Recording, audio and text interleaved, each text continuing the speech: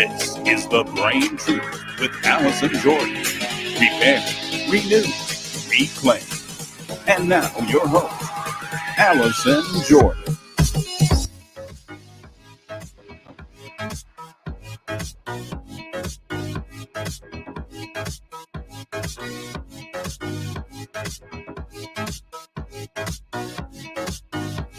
I don't really know where we're at most of the time.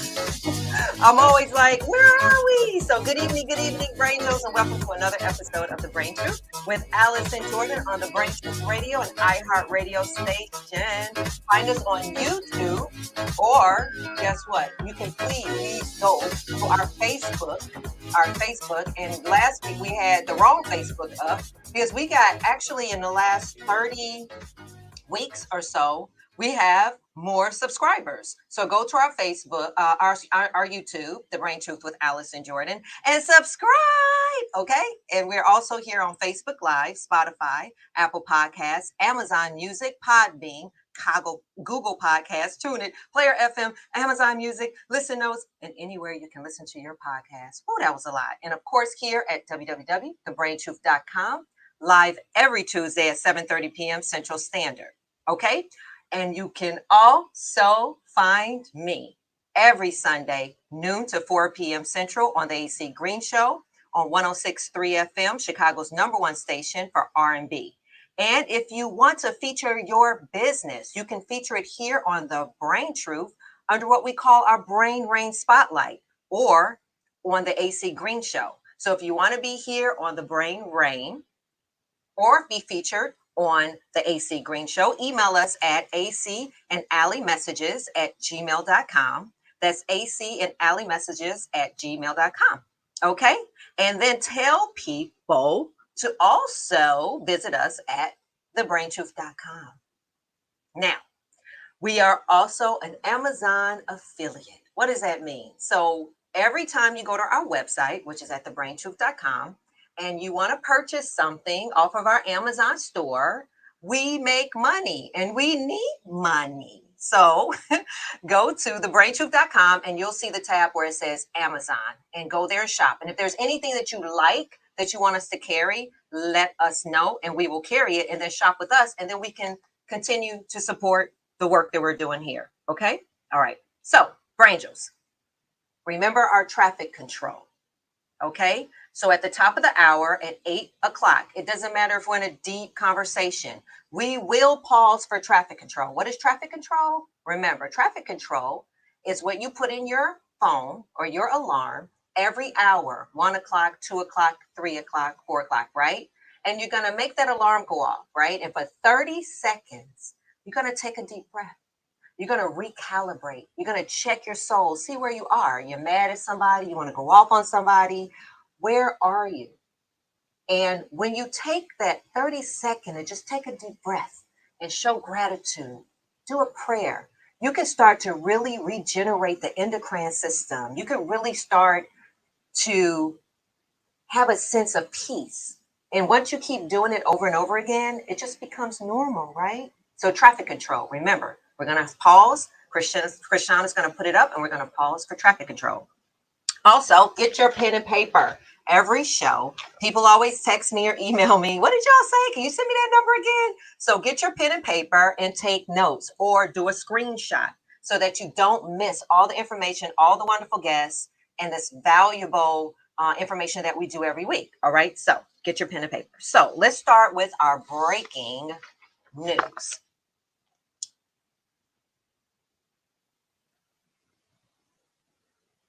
As we all know, country music in all the world took a huge hit when we lost Naomi Judd. You didn't even need to be a country music enthusiast to know the infamous duo, the Judds, and the entire famous and beloved family.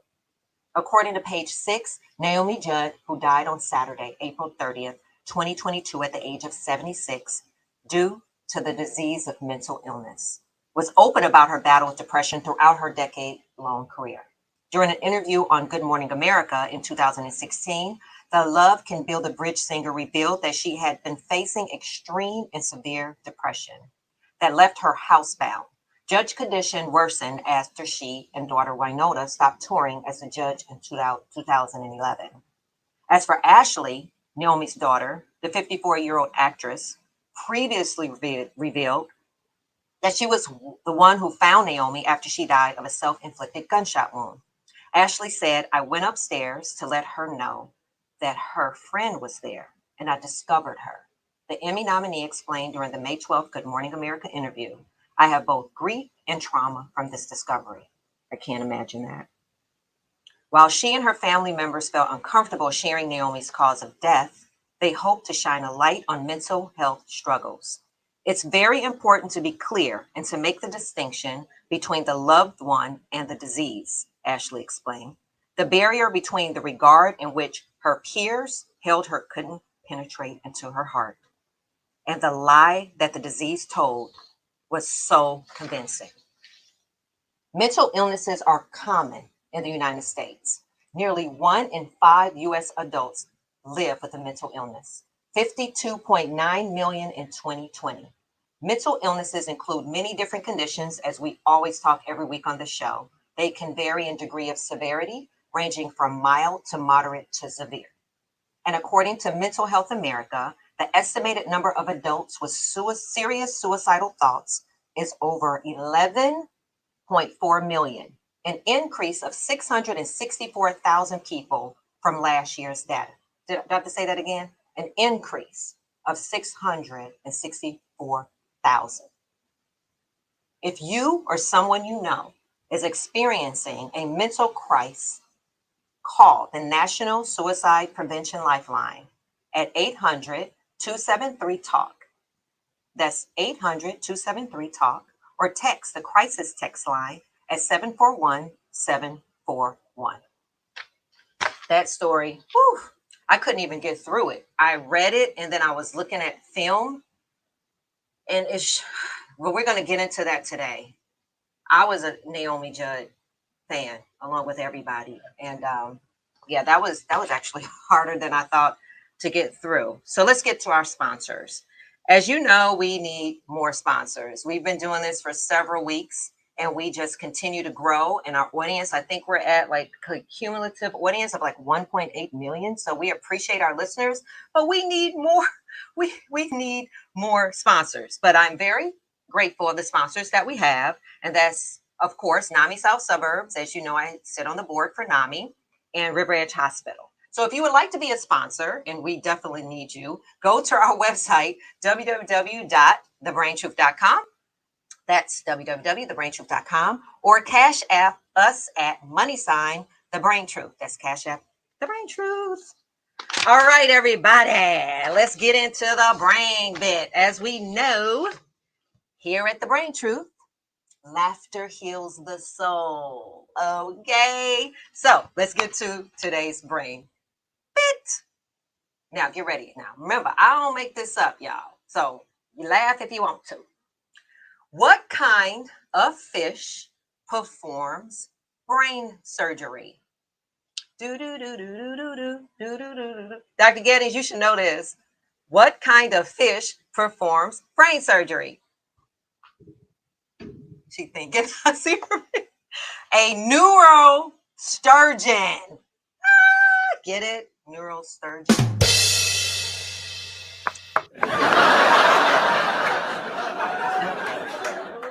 That was sent to us by Melissa. She was only 8 years old, and she's from Colorado. So we would love to hear your brain bit. If you think you have one that's a joke about the brain, hit us up on Facebook or Instagram at The Brain Truth. All right. So let's get into our show's disclaimer, because I got to get to these guests. We have a really good show tonight.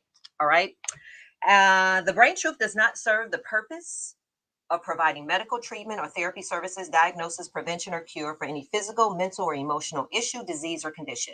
As a member of our audience, you agree that The Brain Truth does not assume liability for any physical or mental disease, condition, or issue, or any other type of loss or damage due to any information shared on our broadcast. So today we're not going to do any brain buzz, because I think the show is loaded, and so we don't have to do a brain buzz. And today's topic is, of course, mood disorders and suicide. So I want to bring on Dr. Gettys up early so we can get into it, because I'm going to need her help today. So come on, Dr. Gettings. Hi. Hey, Dr. Gettings. Hey, I like the green. everybody. So everybody, we are wearing green in honor of mental health awareness. So I appreciate everybody who's wearing green. And then I went and ordered all this beautiful green, all these pretty blouses. I was going to be beautiful and getting down. And then when I put the green on, I forgot I had a green screen. So I disappeared the first show. And it was like 10 minutes before the show. And Christiana was like, I don't care what you do, get it together, but you cannot wear that green. And I was like, I'm going to wear this green. I can be invisible. So I have to keep wearing my red. So I don't know That's I'm gonna okay. all my green shirts, but I'm gonna figure something out. I'm gonna wear that green Yes. somewhere. Somebody gonna take me somewhere. But anyway, Dr. Gettings, Yes. I meant to say earlier, I went to see. There's a play here called I don't know the name of it, but it was about Phyllis Hyman, the Phyllis Hyman story. Yeah. And it was, I don't leave the house. Everybody knows I have social anxiety, and I've been very open about my mental illness, and my therapist telling me I need to leave the house. And this was the last show. It was originally going to be 4 shows, and it turned into like 50. Mm. And one of the dancers who I was a mentor to, she bought me a ticket, and I came from the radio station on Sunday. I was so tired, and saw it like your VIP ticket is down. I was like, oh darn it, why'd you have to add VIP? So I got dressed, ran to the theater, and I watched the show. And of course, it was about the story of Phyllis Hyman, as we all know, took her life. Mm-hmm. And after the show, the guy who owns the theater and wrote and produced it, he like told everybody that his son had passed away from suicide, and nobody knew that. I've known John Ruffin, who owns it, for many, many years, Mm-hmm. and he started to talk about it, and people were just standing there like chills, like it was so profound. And then a lot of people left. They were like, "Oh, we don't want to hear this. Why is he going to bring the show down and talk about this?" And for me, I was like, here it is. Here's the stigma.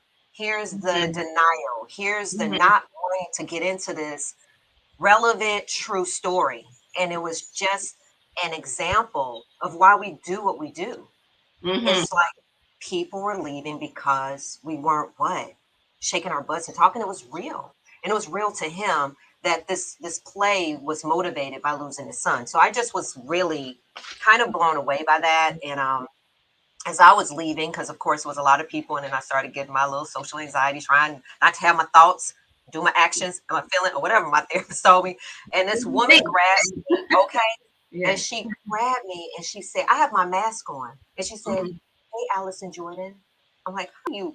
I have my mask on. And she grabbed me, hugged me, and she started whispering in my ear. She said, you saved my life. What you guys are doing at the Brain Truth. And she just, she might be watching tonight. Her name is Naomi. And she just started whispering in my ear, and I started crying, and I was just so emotional in that moment. And it was like, how many times I just be like, are we doing the right thing? Are we having an impact? And when people come up to you and just tell us, and I just want to just take this time to let you know how much I appreciate you. I mean, you see patients all day and you take your time out. And this month was so important. And this show is so important. And to have you on my team and all of my team people.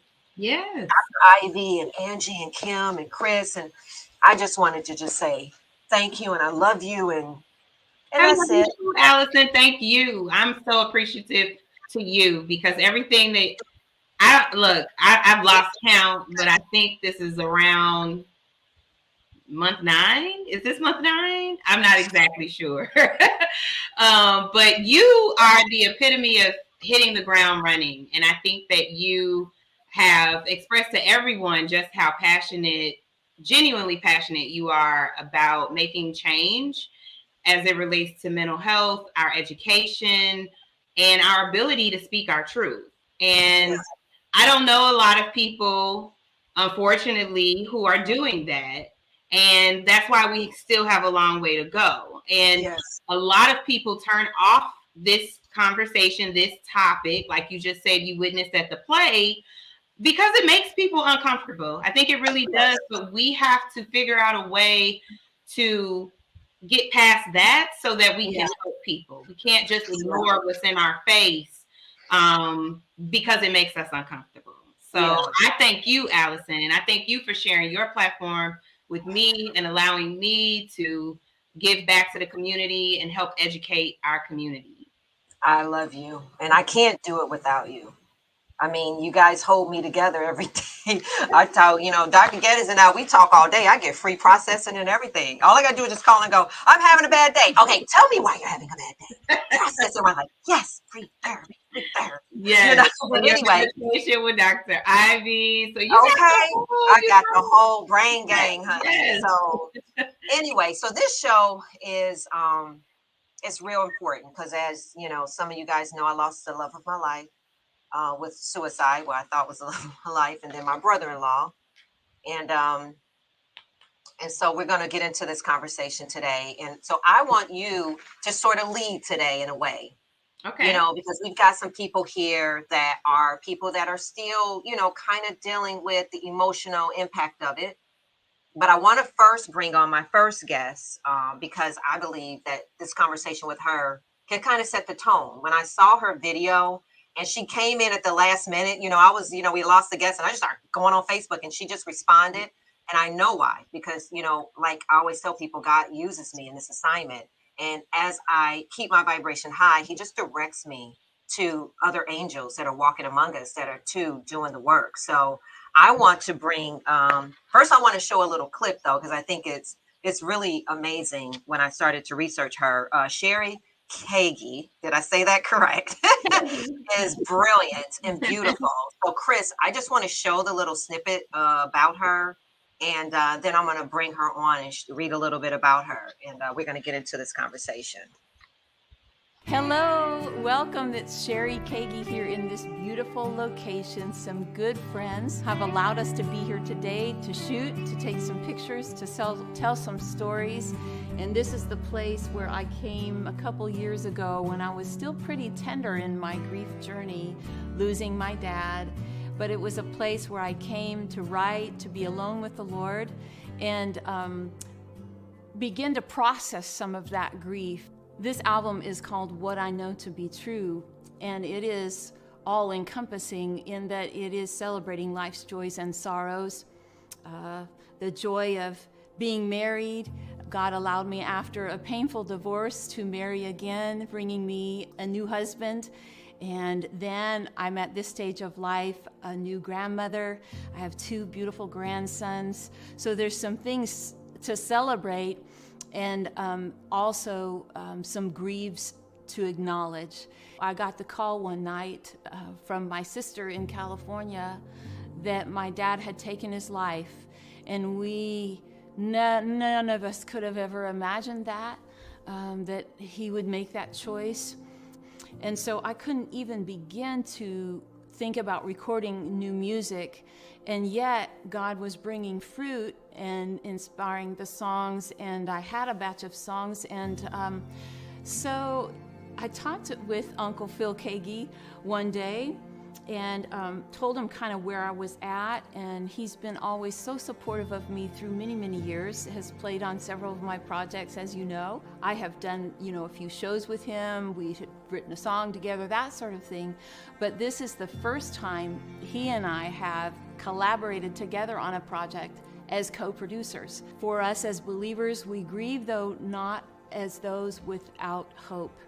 And so we know that we'll see our loved ones again. And so this album covers some of those hard, raw emotions, but also it is framed, as always, through the lens of the great hope of Jesus Christ. It's been kind of a redemptive thing, actually, to be back in this place now for a photo shoot and to tell you the story of this record a couple years later, because it's proof of God's ability to take a broken heart and heal it. When hard things come our way in life, we have a choice usually, For me, though it was a long time getting to this place, actually recording new music, there's been a transformation that has happened. There's been a sort of letting go of my thinking that I can control my life circumstances, and just grabbing the hands of Jesus and knowing that he's a good God, and that in his sovereignty he will work those difficult things out for our good and according to his purposes. You know, he's writing a bigger story. We're living our little stories, but God is writing a bigger story. And truly, it's humbling to be a part of that story. And that's what you're going to hear on this record, What I Know to Be True.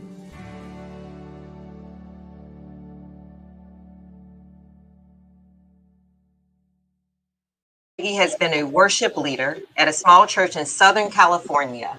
Veteran CCM artist, has ministered through music and testimony for nearly 30 years. Sherry Kagi is a Dove award-winning singer, songwriter, and trailblazer worship artist. Is rearing up for the release of her new album, What I Know to Be True, releasing on June 3rd. Co-produced by Kagi and Grammy, Dove, and ASCAP Golden Note award-winning guitarist, vocalist Phil Kagi. What I Know to Be True features 15 songs penned by Sherry Kagi. This record celebrates life joys and sorrows and the seasons God walks us through. 3.5 years ago, I received a call from my sister that my father had taken his life. None of us could have imagined he would make that choice. For a long time, I couldn't think about writing or recording again. But we grieve not without hope, and my journey has been framed through the lens of the hope I have in Jesus. The project's emotional cornerstone, It Hurts to Say Goodbye to You, Psalm 116:15, is the first song Kagi wrote after the sudden death of her father, and in turn, that she shared at his memorial service. While the pain of loss is palpable, the lyrics both celebrate the gifts of her father's life and express the hopeful hallelujah of what is yet to come. Sherry lives south of Nashville, Tennessee with her husband, Stephen, and their dog, Sadie. She has 2 adult children and 2 beloved grandchildren and enjoys reading, journaling, and spending time with family. Come on in here, Sherry. Come on in here. Oh, Hello. my God. Hello, Oh, ladies. my. You got me teary-eyed watching that Oh, again. I was teary-eyed earlier after I watched your video, and after you said sure, and after my producers got in touch, and the next thing I know, I got your bio, which meant you said yes. And for me, that speaks volume to everything that God is doing right now. I tell people all the time, you haven't probably seen any of my shows, but the reason I have people like Dr. Gettings here and Dr. Ivy and Prophetess June and pastors and all that, because my healing was a combination of my faith, cognitive behavioral therapy, and nutrition. So we talk about the mind, the body, and the soul healing. And I wanted to bring you on first to have a conversation before we bring in the other guests, because I saw the strength in your faith. And I know that your foundation here today will help speak life and hope into our guests. So I'm kind of making you an unofficial Brain Gang member, as we call them, the Brain Gang. We're like a gang, you know, and we go after. And so I just, first when you said that God is writing a bigger story, it hit my soul in a certain way, because we don't really believe that sometimes, that his story is bigger than our story. And so tell me about how you endured enough to finish an album, keep going. Tell me, about your father and what happened. Sure. Well, I'm so thankful. I did have a good relationship with my father, and he was a believer. So that's a ground zero comfort right there. When you lose a loved one, you have the promise that you'll see them again. And so that was very comforting to me. Both my parents are very supportive of my musical endeavors, all my piano lessons and recitals and things like that growing up. My dad was very, very interested in the things that interested me. He was an outdoorsman. He was a retired deputy sheriff. He played the accordion. So we shared music in common. And I think there was a picture even that you saw, the big smile with his accordion. Yes. He was a world traveler, a backpacker, rock climber, all of that. And yet he did have a difficult childhood. And though he was a lover of God's word and had a very genuine faith, you got the sense that there were still a lot of wounds there that weren't completely healed, and we have layers of healing that can happen with the Lord as we surrender our lives to him and as we lean into him. And my parents had been in counseling and different seasons of their life and marriage. So that's just a little snapshot of Dad. He was, in the end, facing some health challenges. And I think because he had always been so physically active and able that way, I mean, going to the gym every morning. And I think it was really a very hard thing for him to digest that he might have to pull back on some of his interests. And still we were just barely beginning to navigate, and he was having some doctor's appointments and that sort of thing. Nothing had been determined, but I just one night got a call from my sister in California, and she broke the news. And wow, it was just so out of left field. My dad was super conscientious, almost OCD. He was probably not ever officially diagnosed with the OCD thing. Very organized, very meticulous, very safe, all of that. And so it just seemed so out of character for him. So, and that's when I want to talk to you, Dr. Gettings, because this show is about mood disorders and suicide. So is that like, I saw the video of Naomi Judd's family, and they said she struggled, but she was just like happy and loving. And you hear her talking about her dad. Does it just happen all of a sudden? Does it just out of nowhere? I mean, is that possible?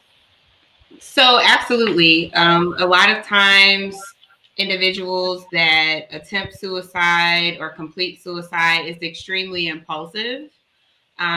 When you have an opportunity to interview someone who has survived a suicide attempt, oftentimes they are so thankful to be alive, because in that moment when they took whatever action they took to potentially end their life, it was an impulsive decision. Other times you can see the decision being made under influence of different substances, which obviously impairs our judgment. And so for sure, in each case, suicide is not necessarily something that is long planned out. Sometimes it is something that happens as a split-second decision in the moment, as a reaction to a feeling, a situation that is happening right then. What is happening to the brain, though? Like in that split moment, are you just what is physically happening? I think that is very specific to the individual. Okay. So when we look at suicide is very complex in that there are different brain states or mental health conditions, if you will, that lead to a person actually acting on suicidal thoughts. So one of the most common risk factors is a depressed state. And when you look at the brain, you have to understand that we have different parts of the brain that have different roles. One of our major emotional processing centers is known as the amygdala. It communicates with the frontal lobe, which is primarily responsible for decision-making, planning, putting the brakes on impulses that may be unhealthy. So our brain is not just structures, it's also circuitry.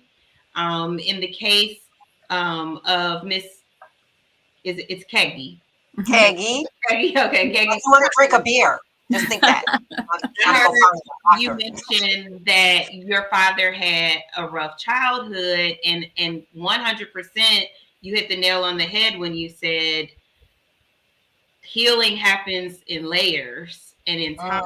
And so people who have been exposed to trauma and abuse, and I'm going to say this part, I just want to be clear on this part, because a lot of people go through things growing up that they never get addressed, and they suppress and repress and do not deal with the emotional pain that comes along with it. And so it can continue to be with you. Everyone who makes a decision to end their life, that suffering is not always sadness, if you will. And we kind of talked about this earlier when we talked about what we would classify as mood disorders or abnormal mood states, people who have a history of trauma a lot of times are living with chronic traumatic symptoms, PTSD symptoms like flashbacks and nightmares.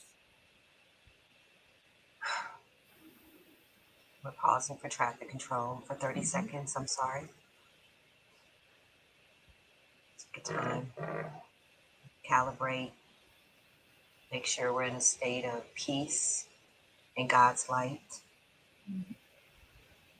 as we continue to bring forth this information to our angels.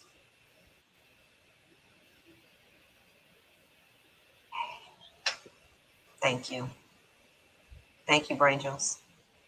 Okay. So I think what's important, like when you say what's happening in that moment in that individual's brain, we would really also have to look at what was that individual's risk factors for developing suicidal thoughts in the first place.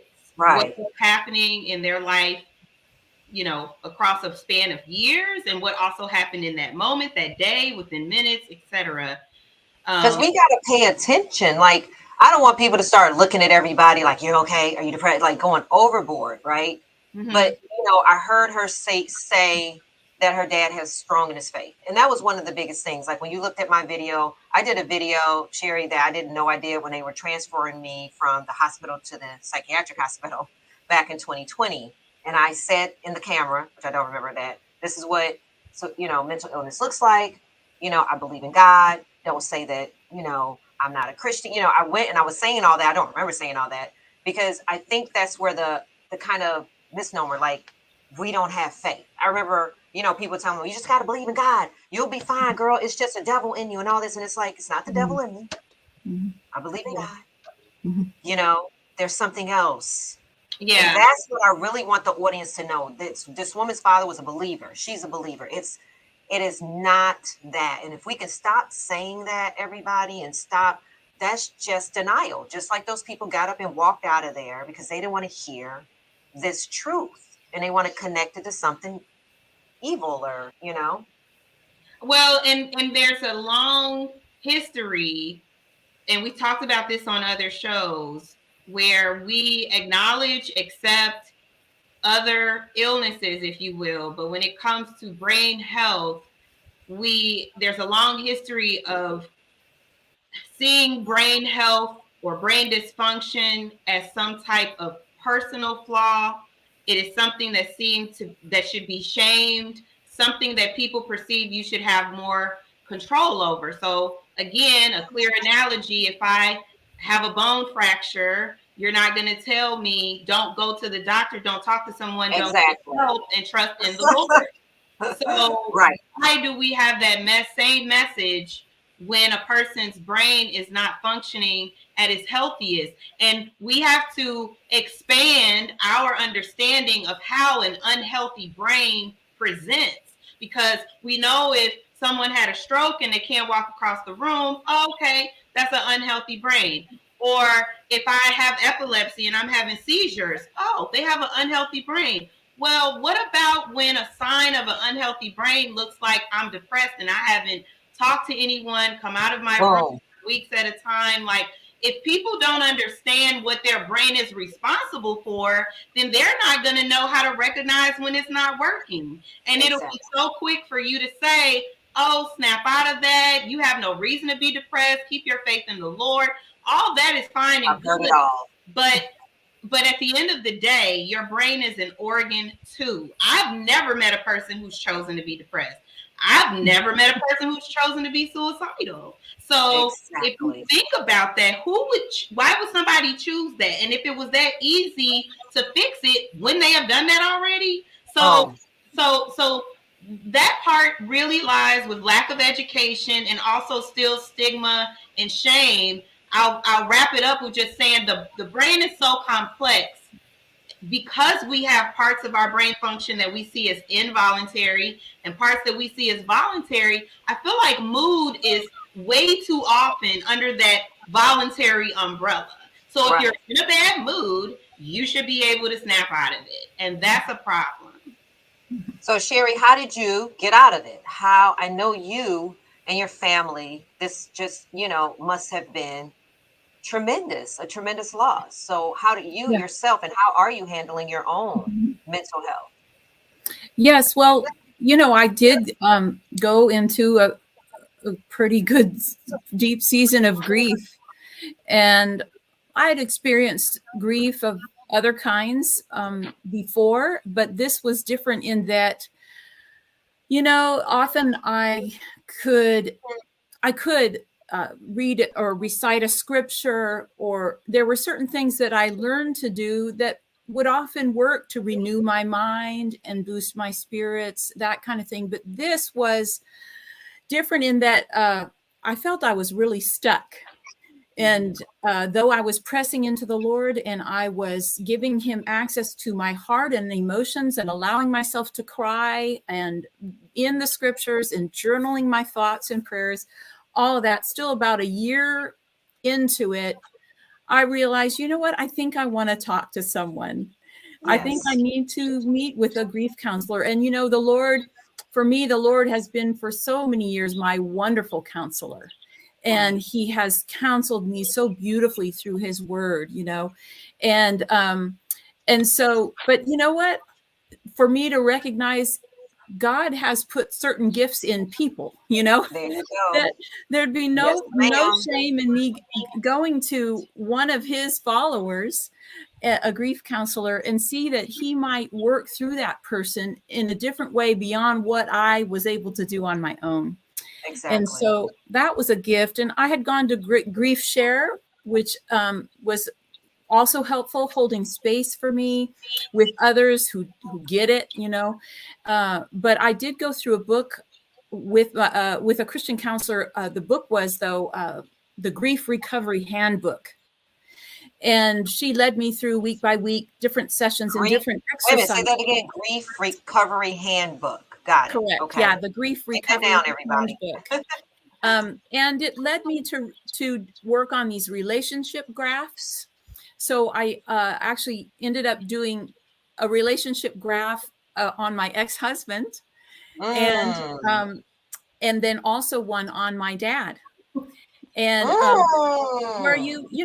you write down any significant events, you have both positive and negative experiences, and by the end of it, there's a Okay. process you go through, but you know by the end of it, I ended up writing a letter, neither of which I sent, but I did read these letters to my counselor as she held that space for me.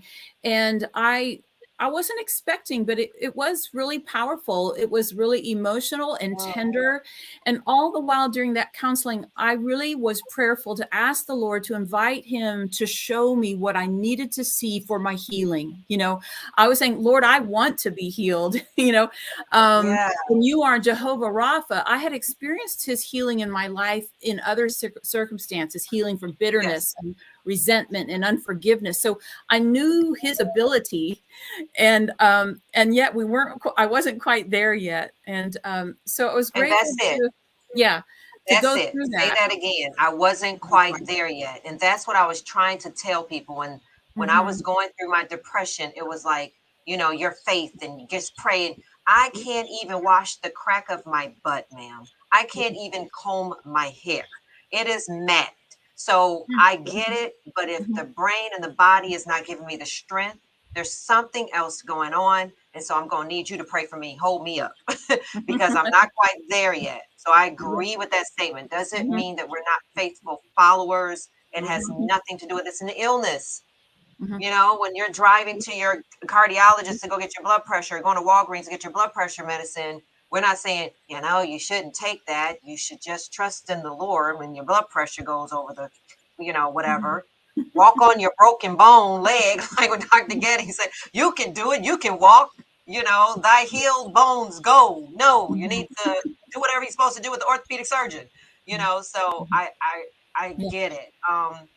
I Yeah, want and to I bring read in the, yes, I'm sorry, go on. Yeah, well, I read a book too called Aftershock: hope and healing in the wake of suicide. And in it, they said that every suicide survivor is looking for a way to feel normal again after a life Yes. event that's so abnormal.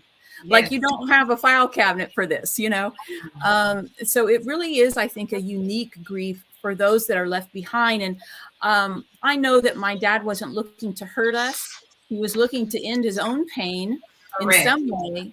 But in so doing that, while he ended his own pain, he multiplied it exponentially onto the rest of us who loved him, you know? Yeah. And so we had to navigate, you know, through it, and it was uncharted territory, you know. But I can say that the Lord was very gracious and faithful, and my husband was so supportive. He wasn't the voice that was saying, you know, come on, just pull yourself up by your bootstraps. I mean, he was Right. very understanding of the Holding space the that I was bootstrap. in. Yeah, and allowing me to sit, you know, hours and hours with the Lord in my chair with my coffee and, Yeah. you know, and my crocheted shawl, my comfort shawl, you know, all those That's things. awesome. And then But we want to get these other guests in. I want to excellent. acknowledge. I think I see someone named Stephen Barnes, who I guess he might be a friend of yours. He said he follows you on Instagram and he saw you posted it. So welcome, Yes. Stephen. I see all of your wonderful comments. They're not popping in, but he wanted to say, "Hey, I don't know if you see it. Thank you for sharing and caring." And then Very Ronnie good. Cooper, good evening to you and all the people that are watching and listening everywhere. But I do want to bring in two of our guests that we want to get into their journey and their story. First, I want to talk about Katie. She is currently a stay-at-home mom with two girls, Millie 4 and Maggie. Oh, Millie and Maggie. I just want to say that. Come here, Millie and Maggie. Millie's 4 and Maggie's 2, while simultaneously working to start her own business as an animal artist, a taxidermist. Yes. Thing, a girl doing that. Okay, girl. She loves painting, photography, music, and anything outdoors, and she is a suicide survivor. So come on in here, Katie. Where's our little Katie? There she is. Hi, Katie. Hi. Thanks for That's having another me. person that I reached out to, and I was like, "We don't have a guest." Now we have a lot of great guests. But thank you for last minute coming in and telling us your story. I also want to bring in my good girlfriend because we can all. Then I'm going to let you talk over Dr. Gettings, honey. But this is a friend of mine. Her name is Tina Scott. They call her Chef T or Chef T Scott, and she is the owner and chef at Vegan Teas. It's in Orland Park, Illinois, and I can tell you right now, eating the food is ridiculously delicious. Her fried chicken, I don't know. I gave it to people who eat chicken. They were like, "This ain't no fried chicken. This ain't no vegan chicken."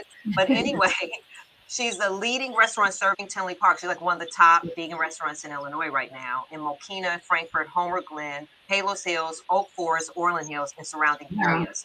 They offer homemade, fresh vegan cuisine, vegan gyros, house-made, say that, tzatziki sauce, vegan tacos, sweet potato pie, almond cheesecake, and much more. And I've had the chicken.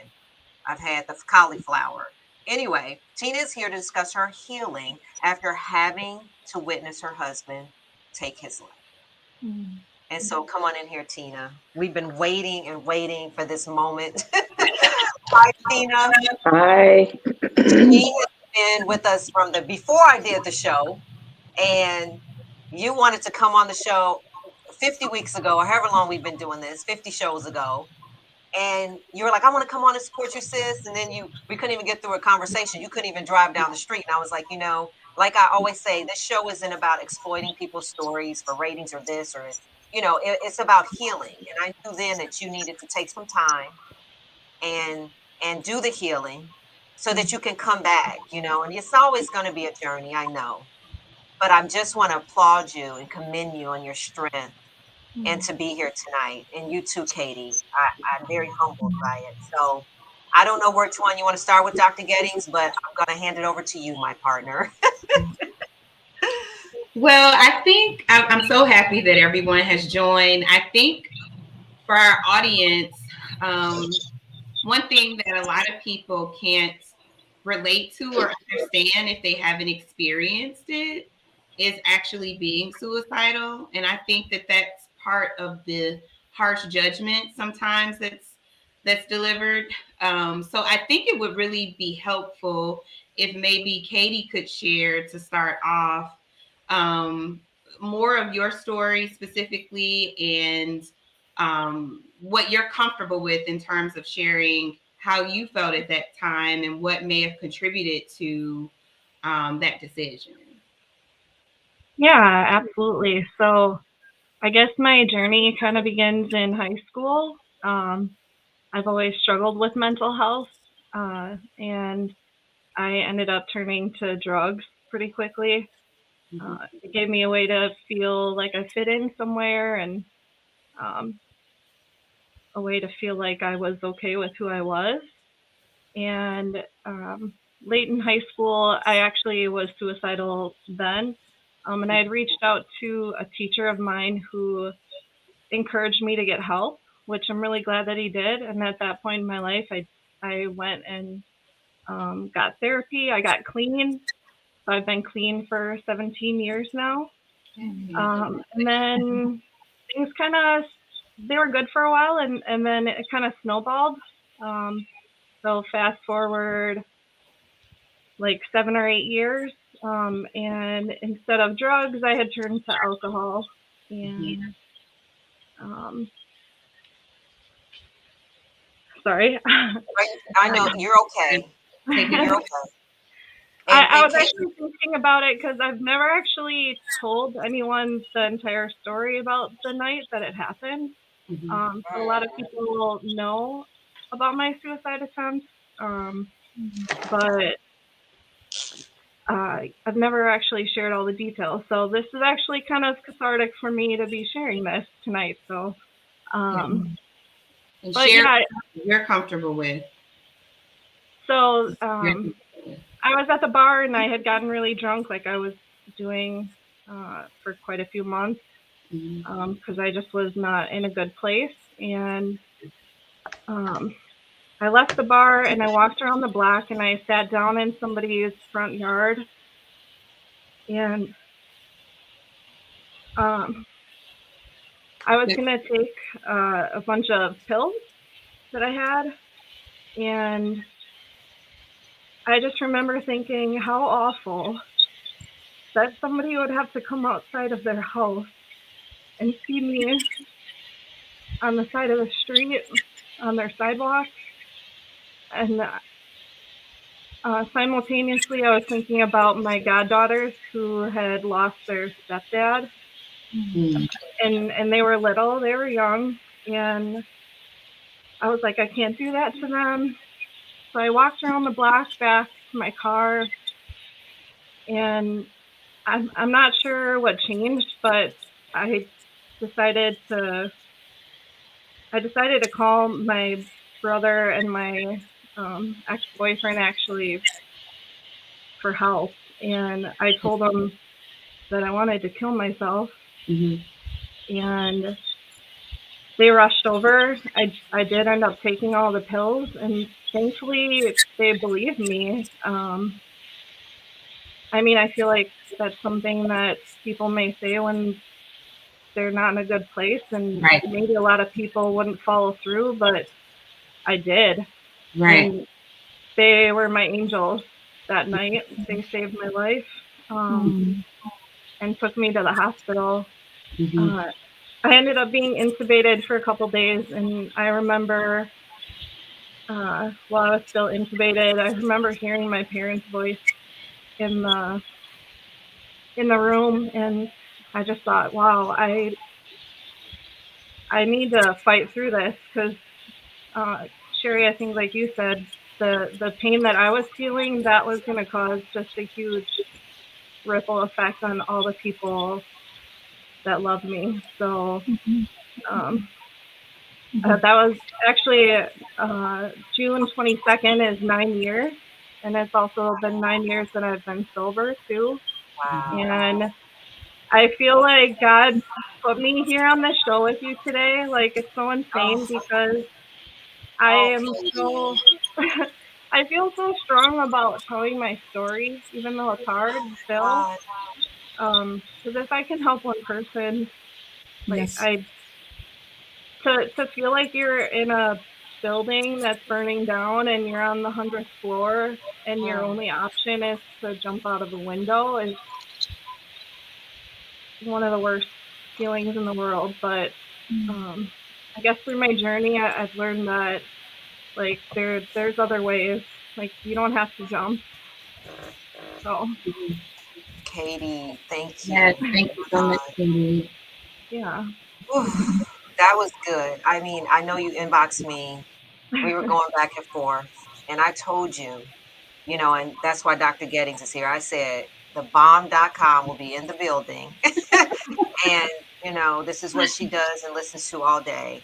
And I, too, am being used by God to tell this. And I can tell you, I promise you, in the last 50 weeks, I have helped. Personally, I know 100 women get to intake. Mhm. And I personally helped 3 young men, Black men, reverse suicide. I actually escorted one of them to the emergency room. And so if you can save just but one life by sharing your story, you've done the work. And I'm proud of you. I'm so proud of you. Thank you. Yes. Thank you for what you do here. This is amazing and brave for everyone to be speaking out. So Yes. And we are so glad that you're still here. I have one question that I want to ask you because I think it's so important. Are you able to share the role that you feel substances played in your decision that night? yeah, I mean I think it definitely pushed me to that point to actually follow through. Like I said, I've always struggled with depression and Right. anxiety. Right. I still do. But now that I'm clean and sober, I can definitely look at it from a completely different perspective and just remind myself that with the lows, you also get to feel the highs too. Um, yeah, so I think that if I weren't drinking, I don't know that I would have necessarily progressed to that, but maybe it still would have. Mhm. I think it's just really an important point because as a mental health professional, like you said, so many people have a diagnosis of mood disorders, which is what this show is about, whether it be depression, bipolar, anxiety.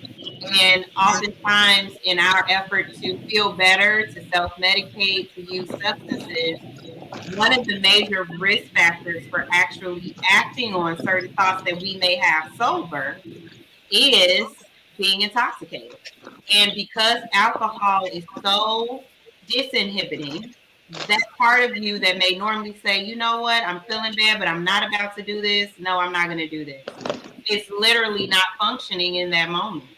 So, one thing that I'm always really just a huge point that I have to drive home to anybody who I work with who is battling with a mood disorder is that incorporating a substance of abuse can be that final step that takes you to a point where you don't want to be, and it's that much of a risk factor. So I think we really need to drive that point home tonight as well, that while we have underlying mood states when we're not at our healthiest, when we do reach for something to kind of help us, or when we find ourselves dependent upon a substance, it really increases that risk substantially that we act on something. Absolutely. And I always tell people too that like my sobriety is a matter of life or death for me because I don't ever want to get to that point again, and I think that alcohol could again. So Tina, I've been watching you, Chef Tina, my sister. Are you okay? You okay? I want to give you a hug. It was like you need a hug. Do you need anything at this moment before we pivot and Dr. Gettings and I talk? Or Go ahead, I'm ready.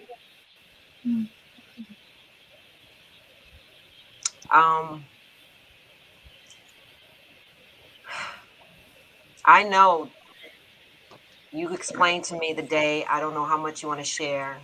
Dr. Gettings is Everything. here. I'm gonna tell everything. Yeah. So whenever you're ready. My story is really different than everybody else's. I am an assistant pastor of a church. I have 4 degrees, 2 undergrads, and 2 masters. One in divinity from Moody Bible Institute. My husband was my best friend. Never showed any signs of depression. Didn't drink until the latter part of his life. He started drinking wine, and I was like, okay, wine is cool, because we were Christians and still are. He's a deacon. He was a deacon, knew the Bible. Very loving, kind individual. Now, we found out a lot of stuff about him afterwards and still discovering some things.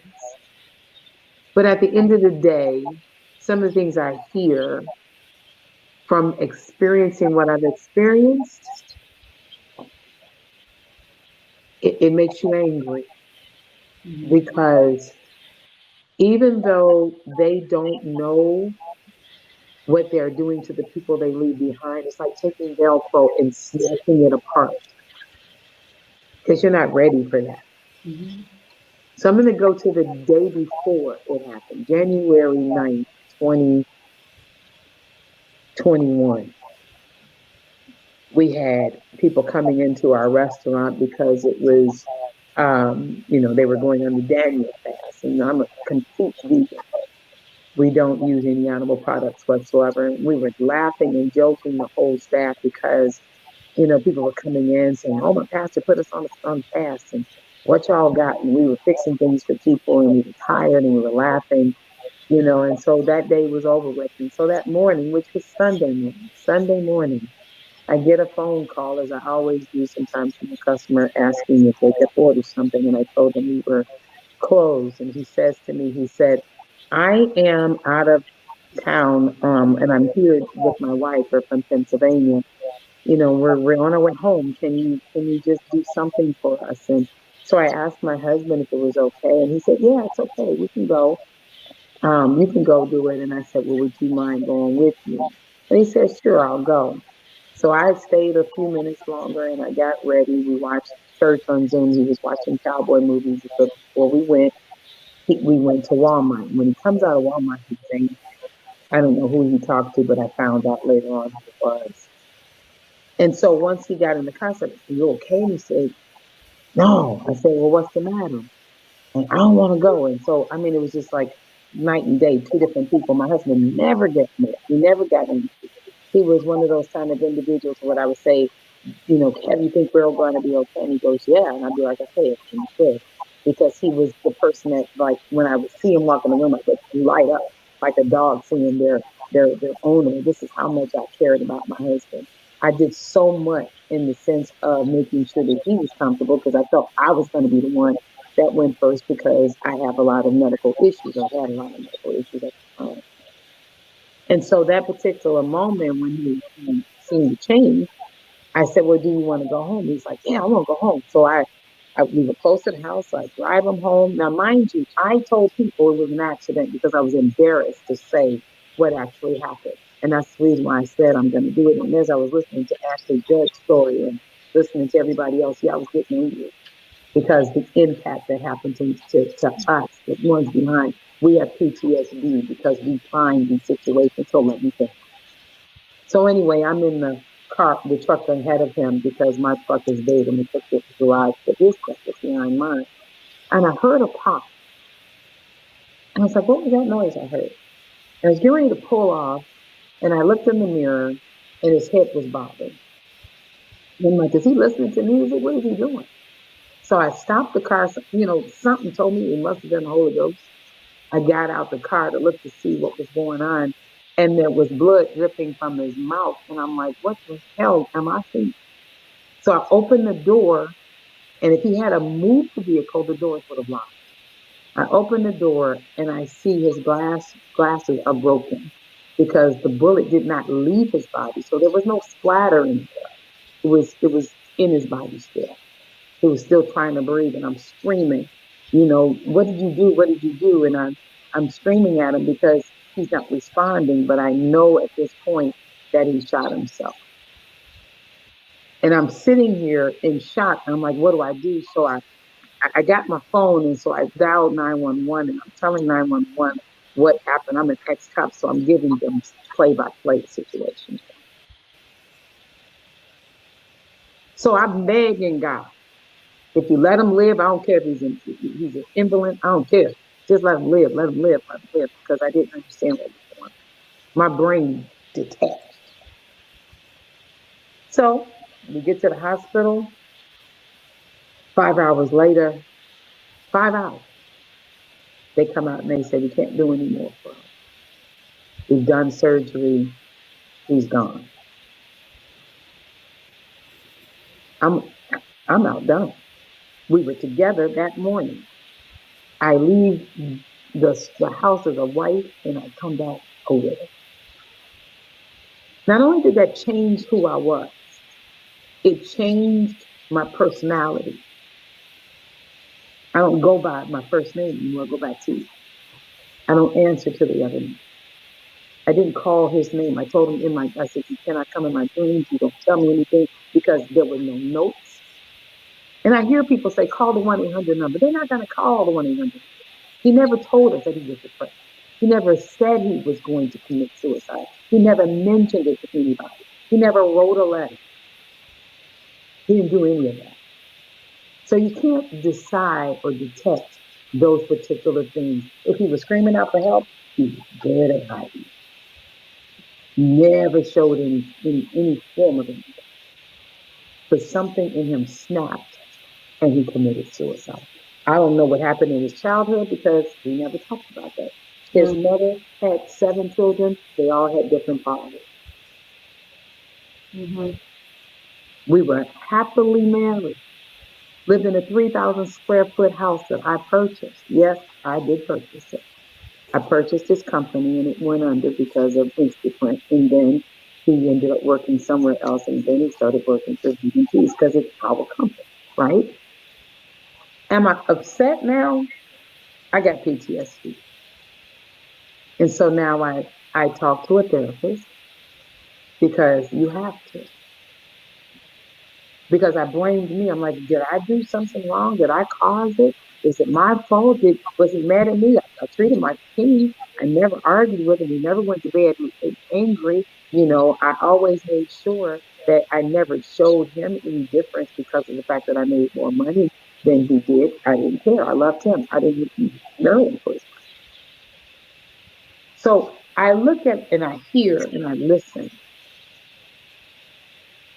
And yeah, I wish that I was able to say, hey, don't do it, or whatever the case is, so that he could have lived and did whatever it was that he wanted to do, decoupled, whatever you want to call it. But I will tell you this, the impact that it happened to myself and my son. And I don't know about his brothers and sisters, because they detached from us. We don't talk to them. They didn't talk to us anymore. They're gone. So I don't see them. And so now here I am, a single woman in this society, by myself, running a business, having to do it all alone.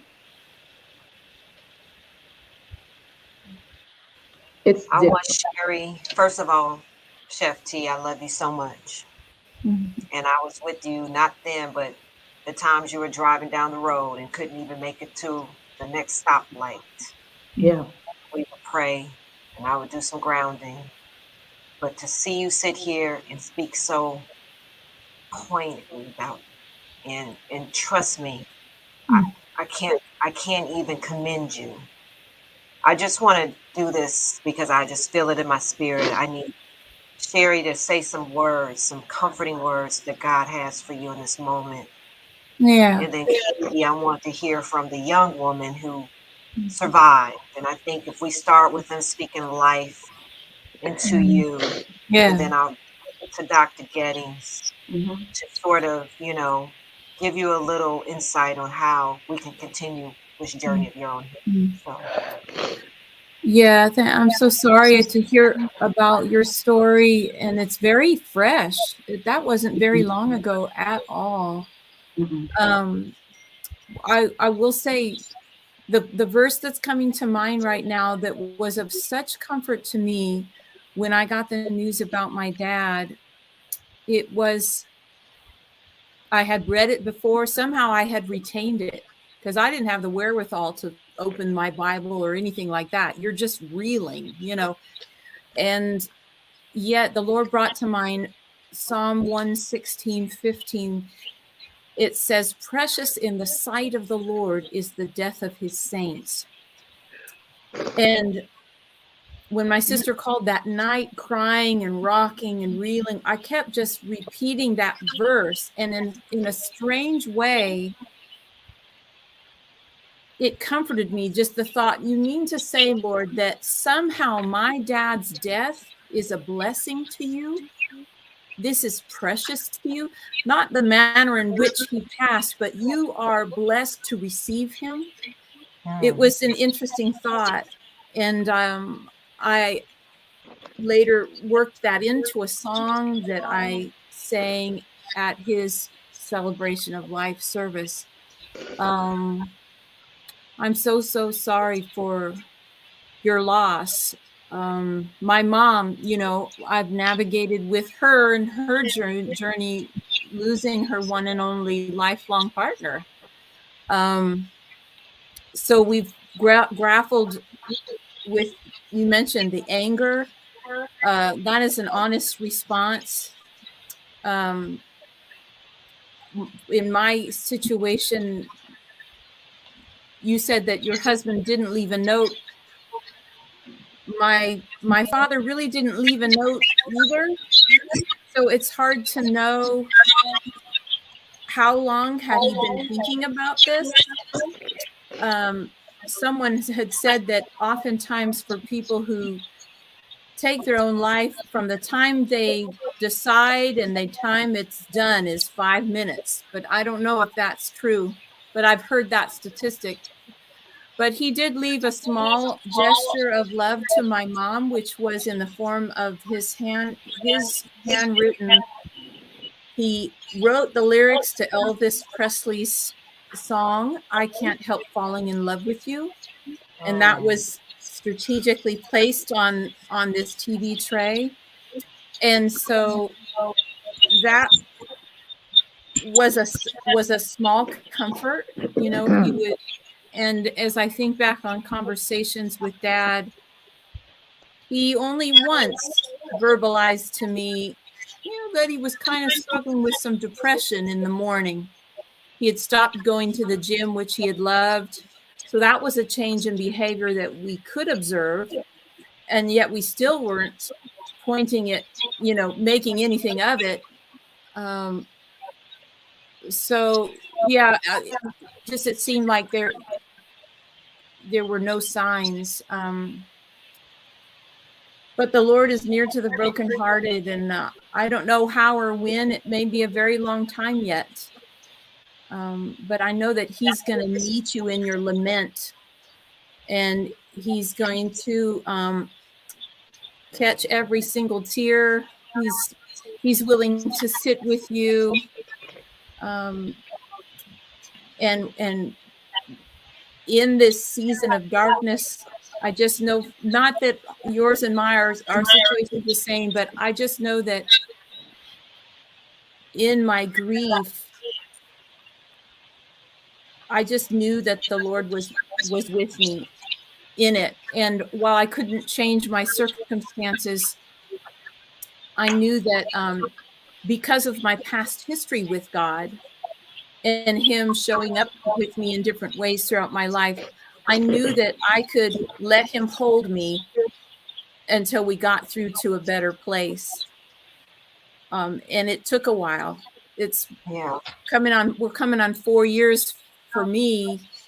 Mm-hmm. And, you know, and I feel like, how long, I'm sorry, how long has it been, Chef T?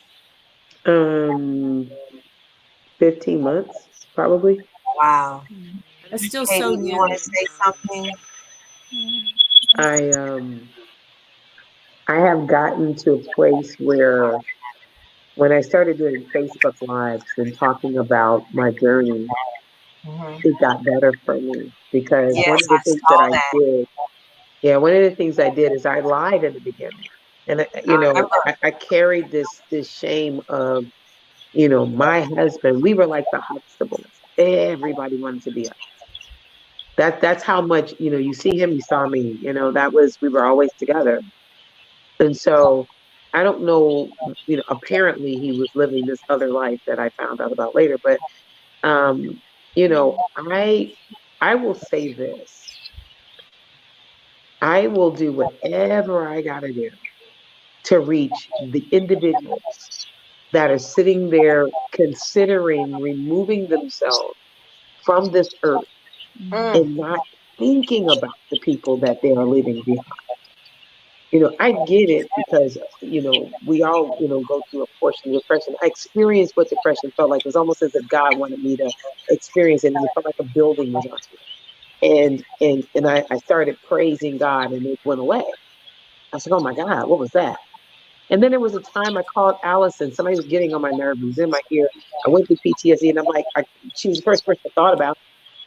And she said, find 5 green cars. I was like, what the?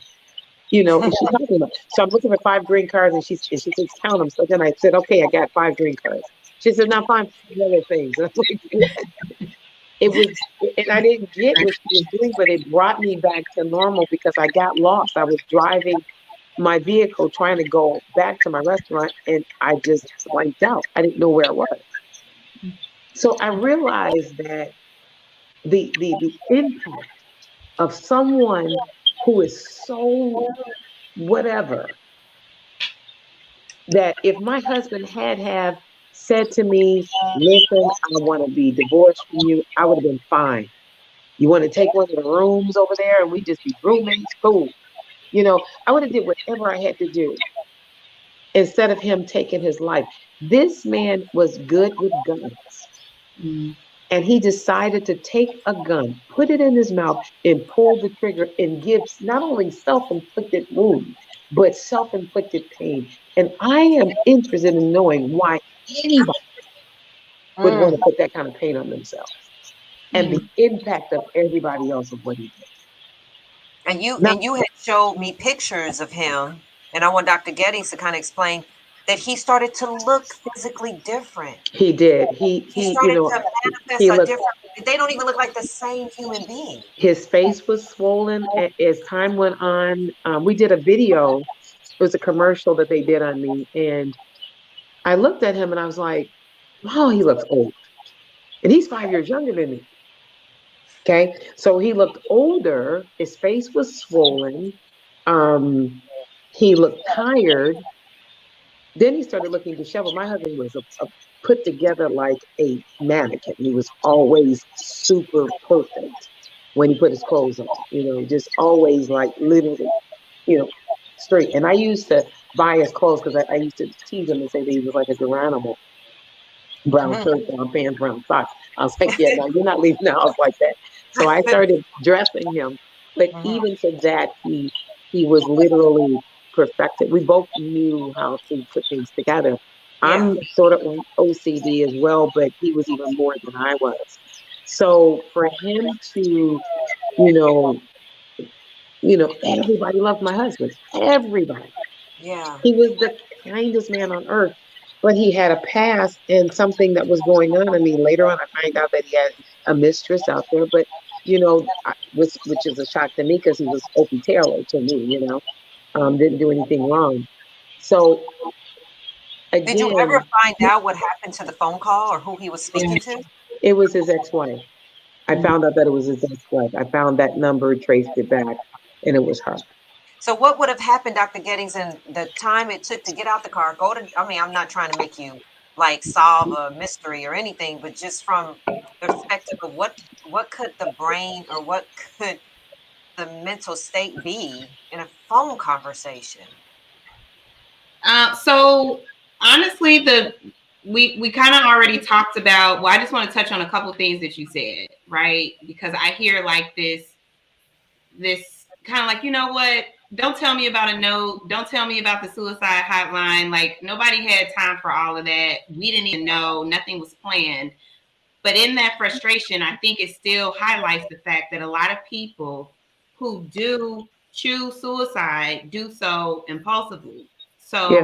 one thing that you're saying to me that I'm kind of hearing are behavioral changes that he had, physical changes that he had, and I don't know the timeline. And so is Sherry's dad too. I don't know the timeline of this leading up to the day that Probably about a year. I would say probably about a year or so, because I take a lot of pictures. They're all on my phone. Mm-hmm. And I would say probably, I would say 2 years, because there was a young lady who died at my old church. And right after that, he was ready to leave that church. And he gave an excuse of that he felt that our pastor had changed. I didn't think so, but he did. And so because he's my husband, we left and we went to another ministry. So that was about 2 years prior that I began to notice. So I'm hearing all of that as a physician. And then my first question is, did he see a physician? When was the last time he had a physical? Did anybody look at his brain?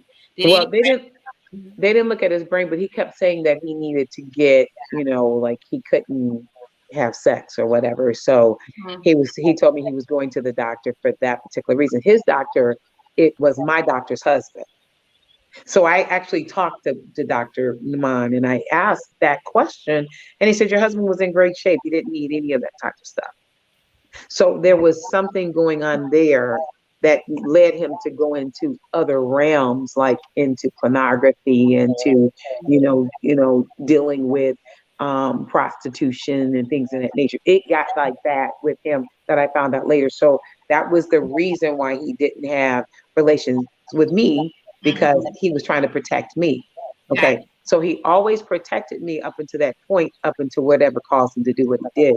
But my point of saying that people don't call that number, it sounds wonderful, but every person in that last year, 5 people that I know did not, they actually committed suicide. My accountant's son, one of my ministry friends, uncle, the father of a friend of mine, my other friend who painted my restaurant, son. None of them, we knew nothing. None of them had any signs. It was just boom, done. Okay, so when we hear this pattern of call this number, I get that number is there. I get it. Yeah. But at the end of the day, they need someone they know.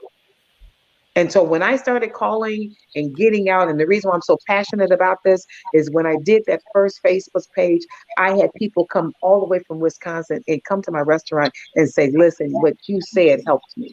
Right? Because at the end of the day, we got to be real about the situation. Yes. Was I angry? Hell yeah, I was angry. I got up in church and I said I was mad at God, because what I was mad about is, here I am, the intercessor of all intercessors, the prayer intercessor. I got an undergrad in theology, a master's in divinity, and the devil came to my house and took my husband. I'm like, what just happened? Mental illness. Okay. And so what we don't say is the real humanity that happens in the compassion. So when Allison asked me to do this, I said, I want y'all to hear the truth from me as how it felt to me. Because here it is, I am trying, I couldn't touch my husband. I hugged him. I got blood all over me. He's still breathing. I know he can hear me because I've taken people out of here. I've done 572 funerals. So I'm good at doing that. Right? And so here it is. I'm talking to him. Are you okay? Why did you do it? What's going on? Because I know he can hear me. I love you, baby. I love you. Come on, push through this. 5 hours later, they're coming to me asking, can they have his organs? Really? So am I angry at this point? No, I've gotten through that. But I had to change me so that I could sustain my life, so that I didn't fall under the same pattern as him, right? Because he's my husband. I sold my house, moved into a condo, and everything in my house is the absolute opposite of what I came from. Because it impacted me, and the impact to me is I gotta live. So I'm not gonna stay in this grief area. I'm not gonna stay sad. I still gotta live. Yeah. And so my fighting to live is intriguing, but people don't care about your grief. And so they were coming at me. I'm at work and somebody makes a mistake or somebody says something about waiting too long and PTSD comes out. But I got to control that, right? And so today, now my situation is, my mission is, how do I help other people stay on this earth? Yeah. How do I let them see the pain that I went through? And the only thing I can say is, imagine that you are Velcro and somebody's snatching it off of you or taking a Band-Aid off of you and you're not supposed to come off.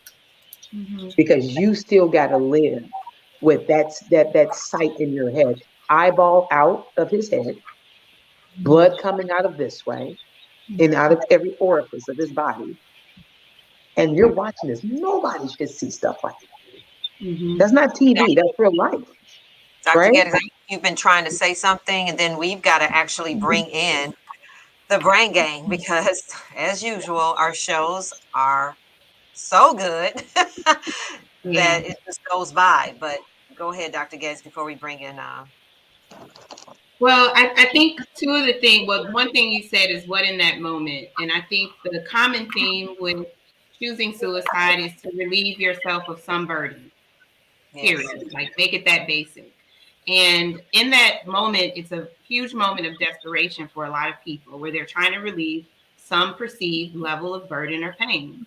Oftentimes, they're not in a mind state to think about how somebody else is going to feel. They are struggling and suffering. And so that impulsive decision and also that access to a firearm, which we really didn't get to, but we know that that's a problem in America. We have more guns than people. Is going to create an increase in your in completed suicides. So you're absolutely right. In that moment, what are all the protective factors? If a person right then, and most of the time, the protective factor is time. If they have time to calm down, to not have access to a weapon, then oftentimes the outcome can be different. But we know that those risks do exist. The other one thing I wanted to say, and I feel like this is important to really talk about stigma, because like when you say all the things that you had in place and your faith and your belief, and the devil came in and took your husband, please help me to know if his death had been secondary to something else. Like let's say he had a heart attack or he had a stroke or something else caused him to pass away. Would you feel the same? Would you have said that, like the devil came in and took my husband? No, because that's a natural process that would happen in the person's body. This was inflicted by the individual. And I do believe that when you have that type of influence, whether it be, escalated from outside entities or whatever, something pressured him to make him feel like it was no longer worth being in there. Do I believe that this voice comes from the outside and causes them to not be able to focus on making a decision? Yeah, I do. A heart attack. It's a huge conversation that we should continue, because like when we say, and I'm 100% with you and hearing you, and I understand the perspective, but I think it also still speaks to, again, like you're saying, like a heart attack is natural, a stroke is natural, but if I'm in a certain state of mind that is natural, that's unhealthy, I may, or let's say a person dies from a DUI, right? They were in a state of intoxication, but they died, right? So like, I think that's the piece of it. I think that becomes very complicated. What is the level of ownership when a person takes their life, and we see it as this choice that they made, as opposed to a medical condition that resulted in their death. And I think that's a huge part of this conversation that we need to continue. Let's bring in Dr. Ivy and Angie, so we can see them back, our Brain Gang. Every show, we want to round it off. Whew, this was one of those shows. So we want to start with you, Dr. Ivy. What can you say and speak to the soul? And let's go to the brain balance, because we do need to go and balance this all out right now. So I was very moved by everybody's stories. and certainly the tearjerkers, and realizing that none of us are absolutely exempt from mood challenges.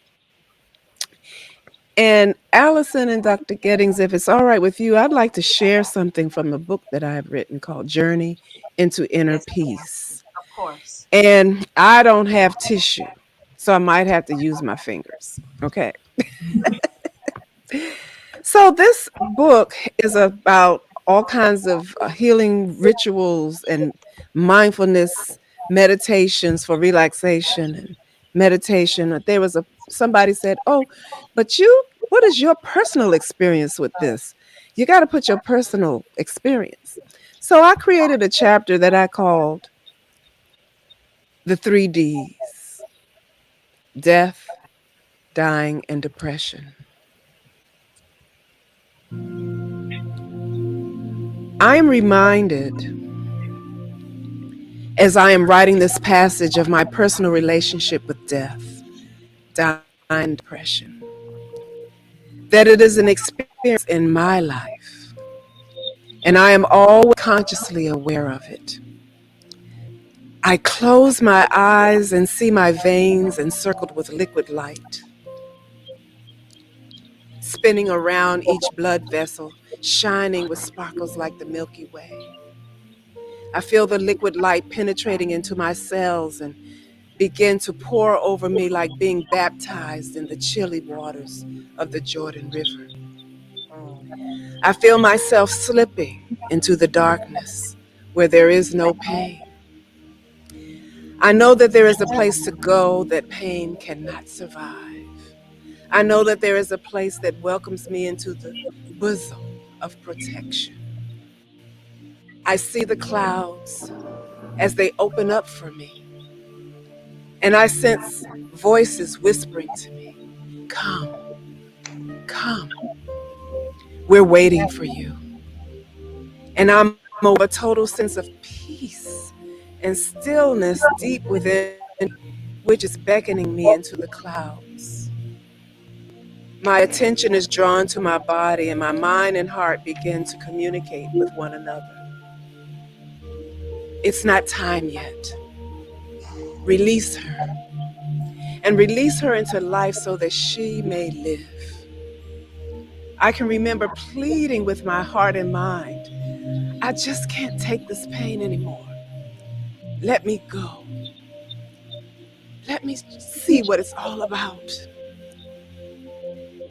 I can feel my body being lifted upward, and my mind is floating with desire and despair. I am desperately trying to resist the mysterious calling into the opening of the bright, white, fluffy clouds. I do not know where the desire to die comes from, or why it is calling me.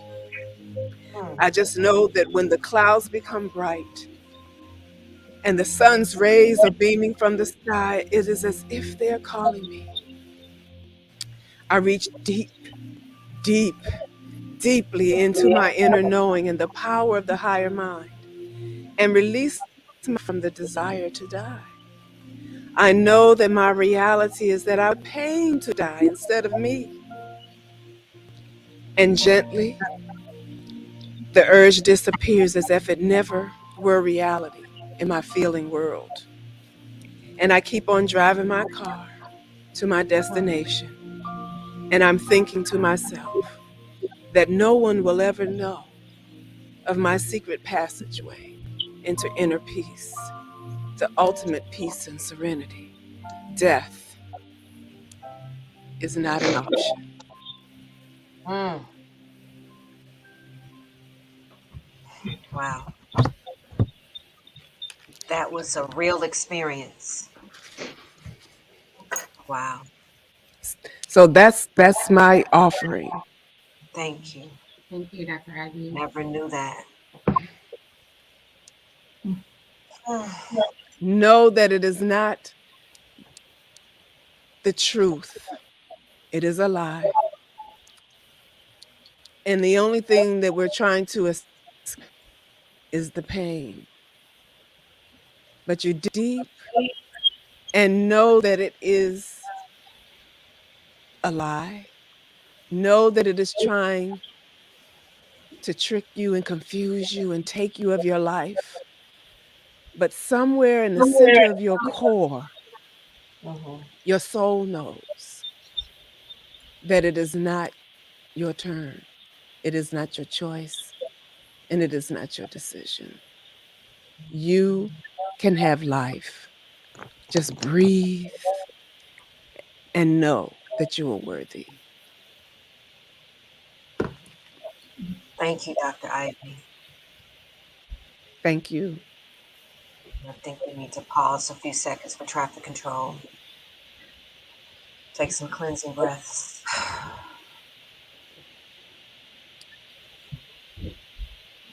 Thank you, God. Angie, give us what we need to bring this whole brain buffet. What is the brain buffet for today? Well, today, And I see you're emotional. I see you're emotional. You're okay. What's going on? I'm good. I'm not good, but I'm good. I'm okay. And Do you want to share something? Go ahead. well, uh, see, I don't want to. I cannot put myself in the same shoes that all of you ladies are in. However, I understand grief. On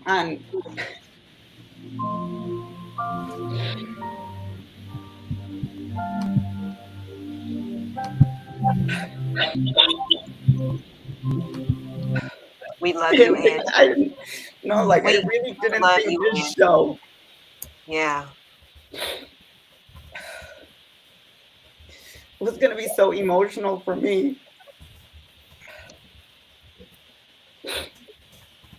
And I'm supposed to be the light at the end of the tunnel on this show. I'm sorry, I'm crying. No, you're supposed to be my producer, Angie, who is the most beautiful soul that every day lifts me up.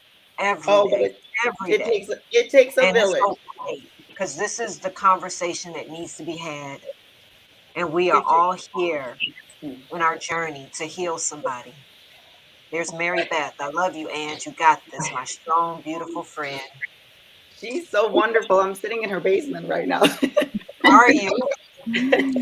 That's a pretty basement. It is a pretty basement.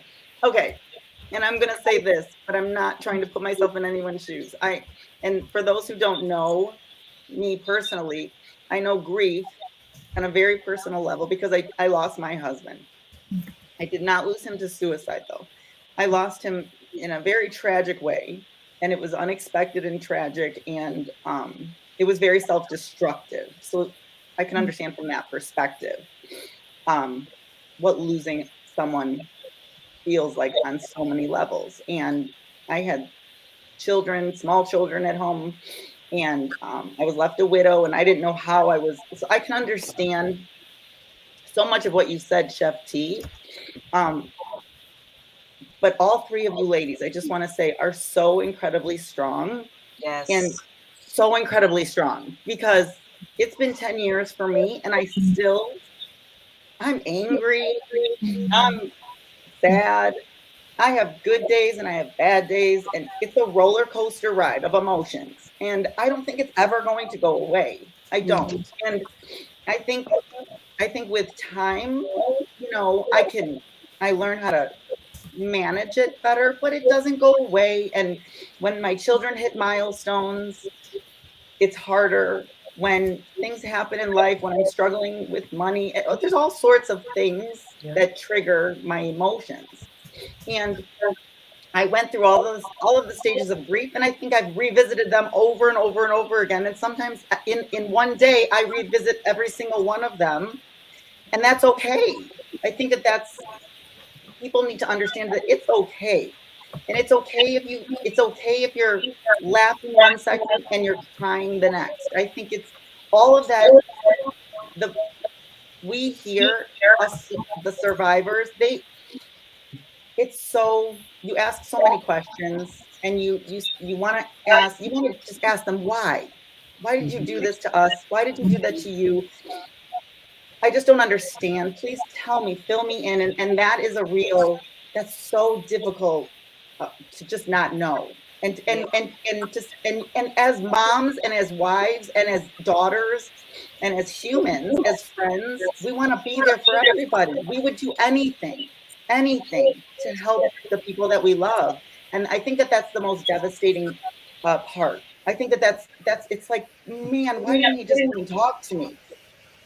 We could have figured it out together. Why did they take that step? And I think that that's so hard to live with. I think it's so hard. And then especially I think, you know, when you have children and they ask a lot of questions and then they say things out loud that you've been thinking, it's so very hard. Well, we appreciate you, Angie. I mean, this conversation, I mean, we've never gone this far on the show because so many people are texting and inboxing. They're still watching. Nobody's turning off and going to have dinner or whatever they do. And so we just want to say, Braangels, we pray every week that we touch somebody and that we made a difference. So tell us what we should be eating. Okay. So let me get to what I'm actually like here for. Okay. All I want to say is this.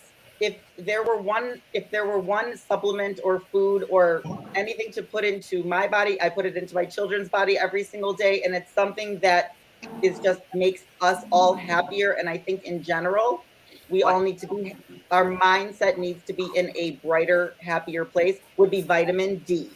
And oh, yes, honey. Vitamin D would be my raw milk though? Tip of the day. Well, truly the best way to get your required amounts of vitamin D, God created this for us as humans, is the sunlight. So that's why in the winter time we have the blues. Like I live in the Midwest. So when it gets darker earlier outside, people that live in, I live in the Midwest. So people that live in areas where it gets darker earlier, as opposed to, you know, when you're like in Florida, it's lighter and it's sunnier and it's hotter outside. We have more of a rate of depression in the winter time. That's when you get like the winter blues. So first and foremost, if you can get outside and be exposed to the sun for a solid 20 minutes, that is the best way to get the required amounts of vitamin D. And vitamin D can help every single cell in your body in so many ways, every organ in your body. I remember when I was diagnosed with depression and I went and got a blood test, my vitamin D was at a 6. I tell it every time, it should have been at 69.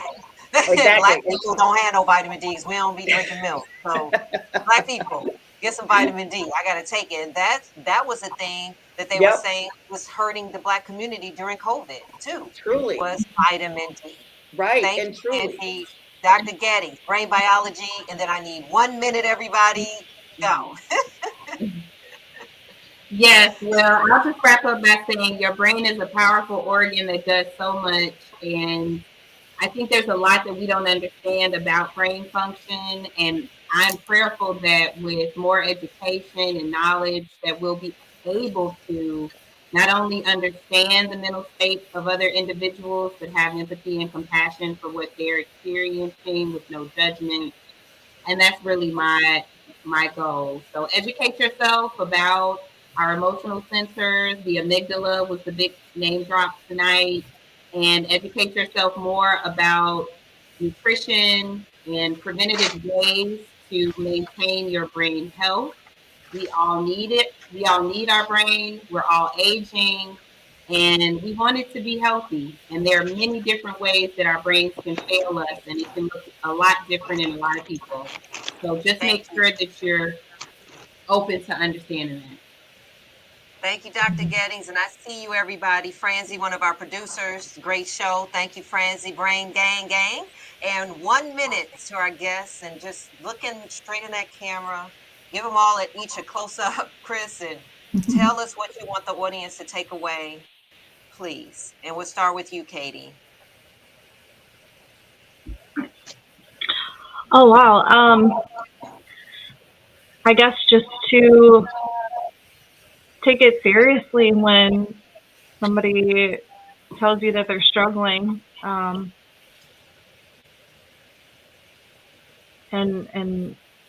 have some empathy for where they're at. Hopefully they would never try to attempt suicide, but I mean, if you don't take them seriously, and they do, you could have been their help. So yeah, I guess that's probably my biggest thing, is to believe someone when they're reaching out for help.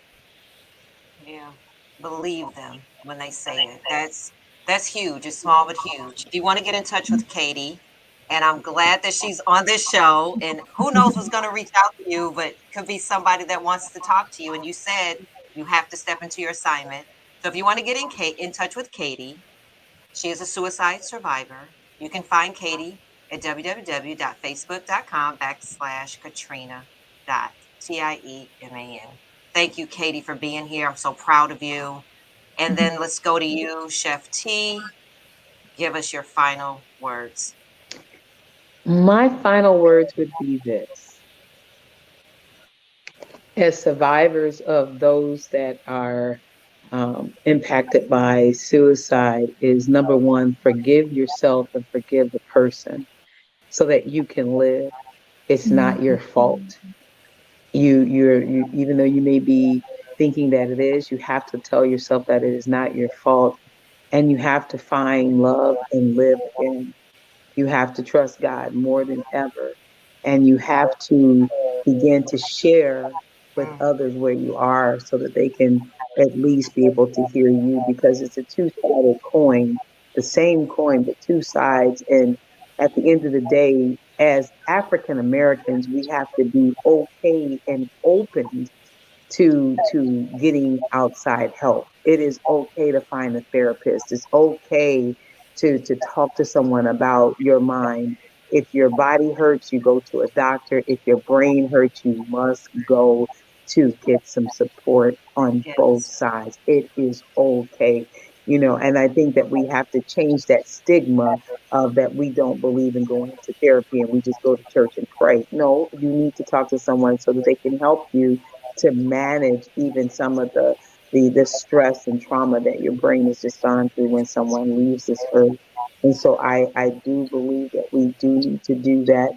And my takeaway from this whole thing is that if whatever you're feeling, you feel, express it, but share it and don't keep it in so that you end up doing the same thing. That's exactly what I would say.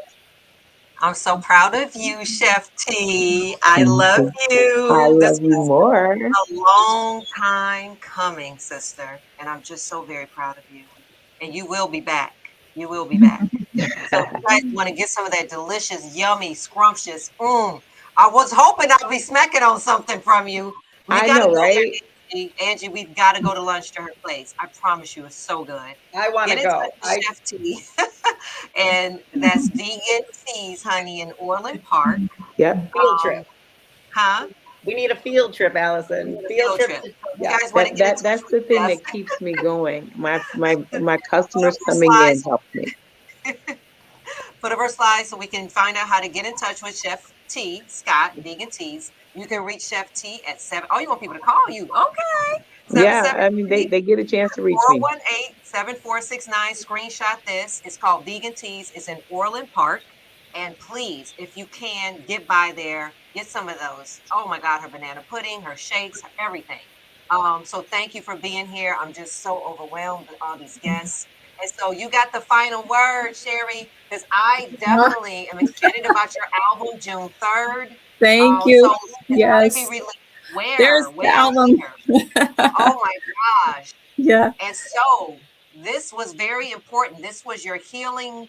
This was the journey. So tell us where people can get it, and then tell us a little just what you want people to leave with today. Yes, if it's okay, I would love to leave you with a few scriptures that were just helpful and ministered to me in my grief journey. One is very familiar, Hebrews 6:19. We have this hope as an anchor for our souls, firm and secure. And that's Jesus Christ. I want to read a little bit from Jeremiah chapter 31. This was a verse that ministered to me when I was so seeking the Lord and longing to get through this fog of grief.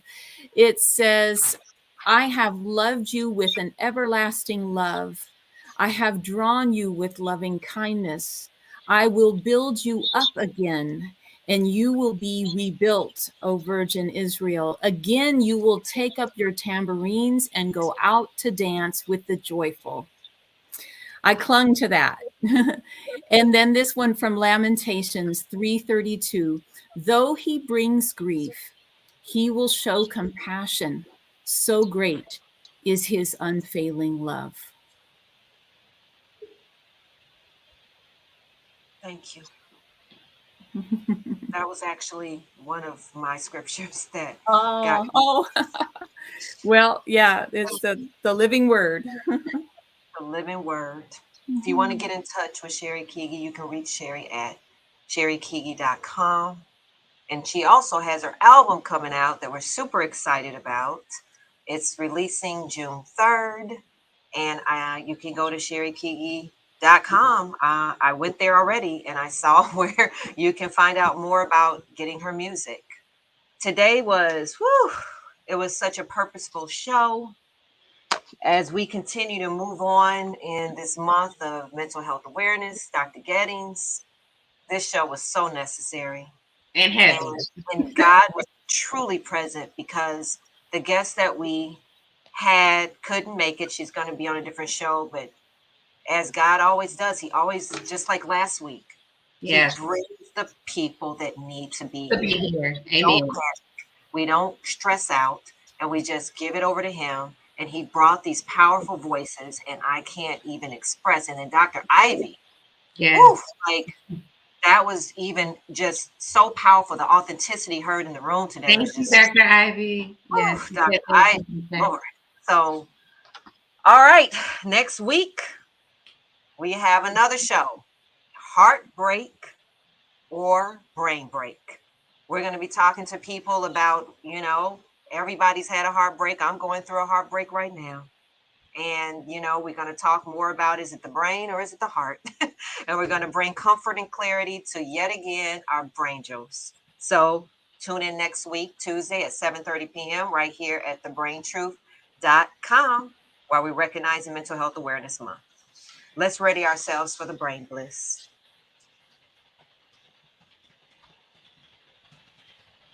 Let's take our last breath in.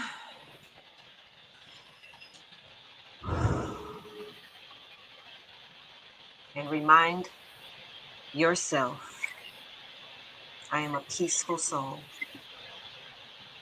I am a pure soul. I am capable. And I desire to heal.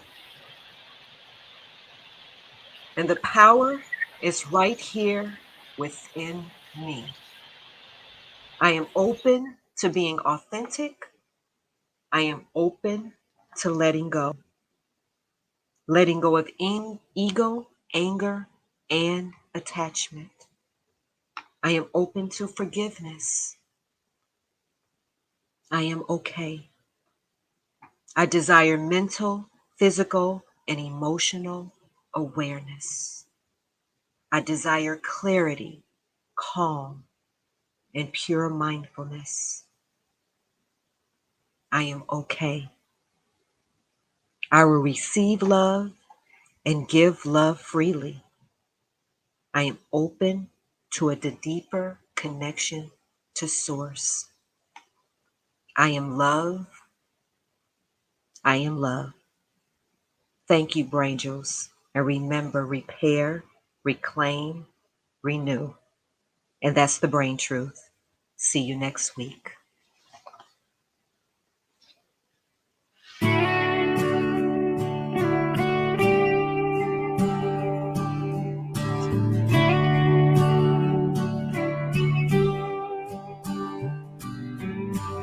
All your problems sent to me. The loneliness, the loss, the misery. The highs, the lows, and all the in-betweens. I'm yours to keep. All your lift them up. Haven't you held them long enough? I know it's been so hard, all this crazy stuff, but I'm yours. Take my love, take my love, take my healing. Trust my word, not your feeling. Let me wrap my love around your scars. I'm yours, please take my heart.